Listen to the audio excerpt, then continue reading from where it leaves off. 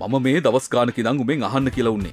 මොකෝ බං නහුතෙටම කෙලවිලා වගේ ඉන්නේ. අපේ පොඩි එකාට මේ සැරේ එක්සෑම් එකේ ඉතිහාසයට ලකුණු 15යි බං. අනික් ඒවටත් කියන්න තරම් හොඳ රිසල්ට් නෑ. ඉතිහාසයේ පේපරේ අරන් බැලුවා කොල්ල අඩුම යාපනයේ තියෙන්නේ උතුරේ කියලාවත් දන්නේ නෑ. අපොයි ක්ලාස් එකකට දරුවා දාලා බැලුවේ නැද්ද? බැලුවා. ඒත් කිසි ප්‍රතිඵලයක් නෑ. ඔන්න අපේ නෝනා දැන් බැරිම තැන බාර වෙන්න තැන් වල යනවා. ඕවා කරාට කොල්ල ගොඩ යන්නේ නෑ බං. මම කියනවට උඹ ඉතිහාසයට නීති පීඨේ ඉගෙන ගන්න චමෝද හර්ෂණ සර්ගේ ක්ලාස් එකට කොල්ලව දාපන්. ඒ සර් ළඟට මොන මට්ටමක ළමයෙක් ගියත් විශිෂ්ට ප්‍රතිඵලයකට අරන් යනවා අනිවාර්යෙන්ම. අඩේ ඔය ඇත්තමද? ඔව්.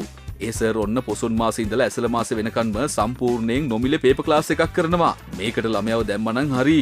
අනික ඔන්ලයින් ක්ලාස් එක කරන නිසා ගෙදර ඉඳන්ම සම්බන්ධ වෙන්නත් පුළුවන්. ඒ වගේම සර්ගේ ෆිසිකල් ක්ලාස් එකක් කුරුණෑගල සොලිස්ට් ආයතනයේ තියෙනවා.